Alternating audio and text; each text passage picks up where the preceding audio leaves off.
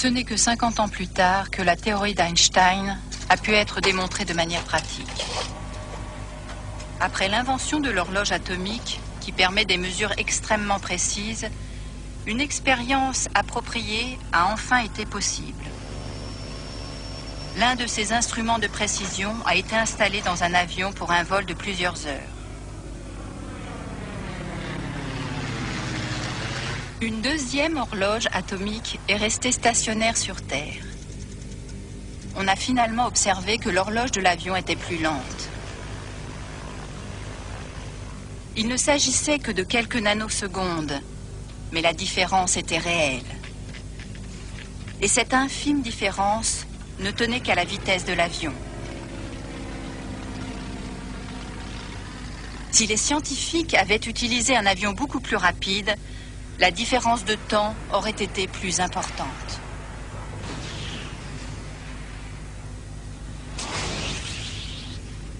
L'horloge à bord aurait été nettement plus lente que celle laissée sur Terre pour la comparaison.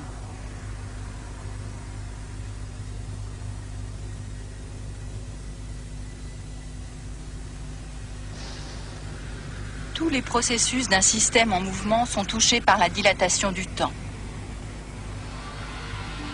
Ainsi, toutes les fonctions du corps humain sont ralenties. Le cœur bat plus lentement. Chaque mouvement et même la parole ralentissent. Le processus du vieillissement est également affecté. Et le sable d'un antique sablier s'écoule moins vite qu'avant. Toutefois, pour les astronautes, rien ne change. Dans leur vaisseau spatial, ils ne remarquent pas la dilatation du temps. Ils ne voient pas non plus que le vaisseau, les objets à bord et eux-mêmes se contractent dans la direction du mouvement. C'était la deuxième découverte absurde et étrange d'Einstein. Les objets en mouvement se contractent. Mais que se passe-t-il à leur retour sur Terre? Après un voyage d'1 an seulement, à une vitesse proche de celle de la lumière, les occupants du vaisseau auraient vieilli d'1 an, tandis que leurs camarades restés sur Terre auraient eux vieilli de 20 ans. Leur retour sur Terre aurait été un voyage dans le futur, et le vaisseau serait devenu une machine à voyager dans le temps.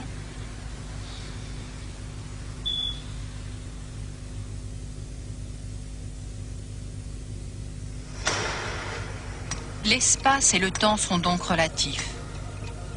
Tous ceux qui passent à côté de nous vieillissent plus lentement tout en se contractant. Nous ne le voyons pas, car nos vitesses sont bien trop faibles.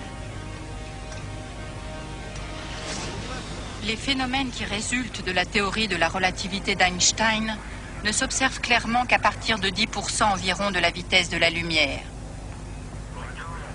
C'est 30 000 fois plus vite que le plus moderne des vaisseaux spatiaux. 100 millions de kilomètres/heure. Si on pouvait lancer une navette spatiale à cette vitesse, les astronautes observeraient de leurs propres yeux le ralentissement du temps.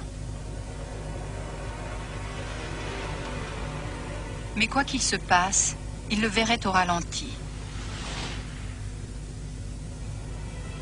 Par exemple, un astéroïde qui croiserait la trajectoire d'une planète et s'y écraserait tomberait, de leur point de vue, à une vitesse anormalement lente sur la surface.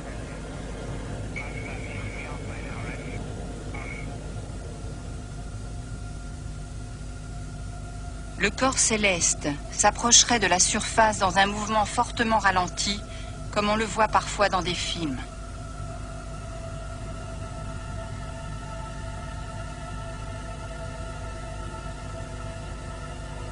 Il toucherait la planète presque en douceur et pourtant les dégâts seraient effroyables.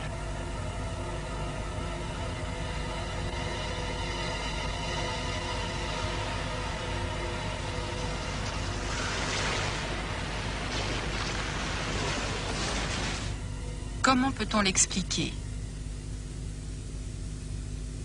Les dégâts provoqués par l'astéroïde sont le résultat d'une part de sa taille ou masse et d'autre part de la vitesse à laquelle il s'écrase sur la planète.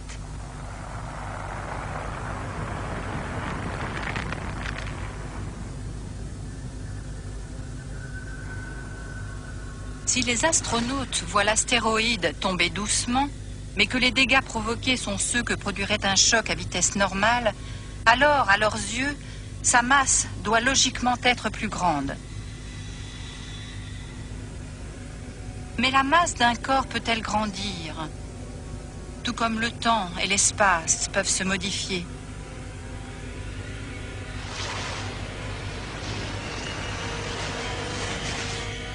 Elle le peut, dit Einstein.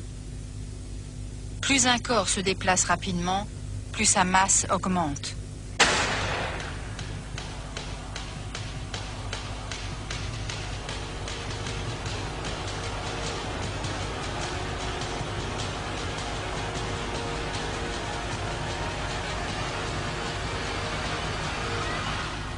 C'est la troisième découverte d'Einstein.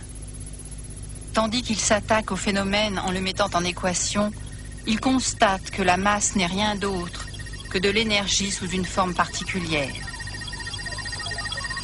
C'est la conclusion la plus importante de sa théorie de la relativité. Cette énergie peut être calculée mathématiquement en multipliant la masse par le carré de la vitesse de la lumière. E égale mc2. La formule la plus célèbre du monde. La puissance de l'énergie dont il s'agit ici est formidable. Même quand un corps est inerte, 1 kilo de sa masse au repos peut avoir l'énergie nécessaire pour soulever un lac alpin de taille moyenne.